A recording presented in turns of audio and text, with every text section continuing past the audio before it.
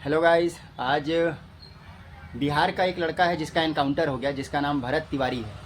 और भरत तिवारी केस को जानेंगे। ऐसा है कि Bharat Tiwari BSc second year का स्टूडेंट था और बिहार का भोजपुर ज़िला बिलौटी गांव का रहने वाला था वो। और पिछले 2 सालों से वो सरकार से एक मांग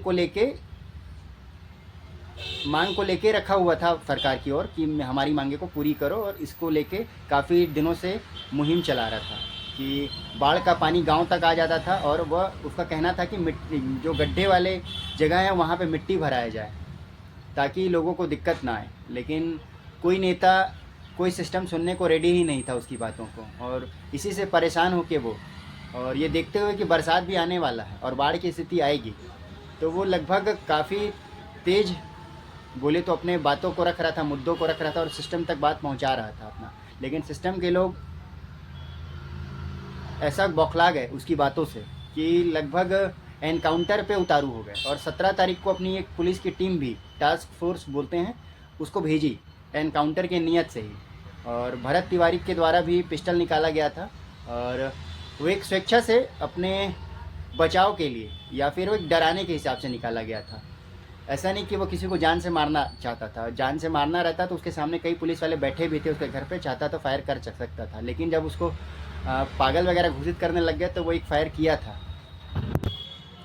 उसके बाद मुद्दा थोड़ा गर्म होता है और भरत तिवारी को सरेंडर करने के लिए बोला जाता है। भरत तिवारी काफ़ी वीडियो वगैरह लाइव आके बनाता है और बताता, अपनी बातों को रखता है। और काफ़ी गहमा गहमी के बाद भरत तिवारी मान जाता है सरेंडर को और सरेंडर कर देता है, गन फेंकता है। वीडियो में दिख रहा है कि वो गन फेंकता है। लेकिन बिहार पुलिस उस दिन उसका एनकाउंटर करने की नीयत से ही आई थी।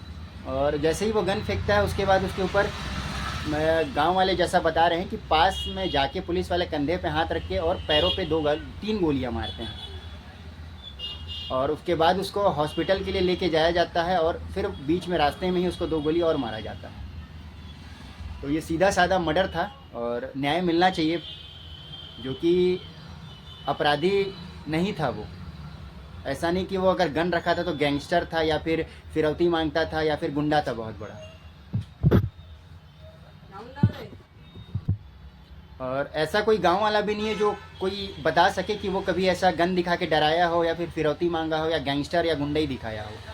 वो आत्मरक्षा के हिसाब से ही गन को रखा था और सिस्टम से जब एकदम त्रस्त हो गया तब कहीं जाके वो गन निकाला था। और सिस्टम फेलियर ही बोल सकते हैं इसको पूरा। और जैसे कि एक सीएम का वीडियो भी रिलीज़ हुआ था जिसमें वो भाषण में अपने कहते हुए दिख रहे थे कि वो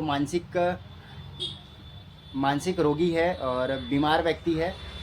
तो भाई सीएम साहब, आप अपने पुलिस वाले को बोलते भाई कि सामने वाले का गन सरेंडर अगर कर दिया है तो उसको इलाज करवाते, बेड़ियों में जकड़ के रखते। अगर ऐसा लग रहा था आपको तो ऐसा तो वो था नहीं, क्योंकि कार्यकर्ता दिख रहा था कि वो सामाजिक कार्यकर्ता है और लोगों के बेहतर के लिए कुछ काम करना चाहता था वो।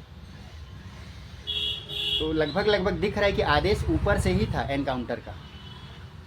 सो न्याय मिलना चाहिए और बिहार को एकजुट होकर इसके खिलाफ लड़ना चाहिए ताकि भरत तिवारी जैसे लोगों को न्याय मिल सके। और जो इनका एनकाउंटर किए हैं जो टीम थी उसके ऊपर जांच हो।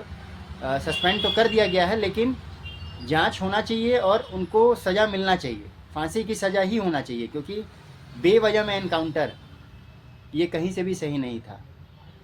तो बिहार के लोगों से उम्मीद है कि एकजुट रहेंगे और सरकार के खिलाफ आंदोलन भी करेंगे और उसको न्याय भी दिलवाएंगे भरत तिवारी को। धन्यवाद।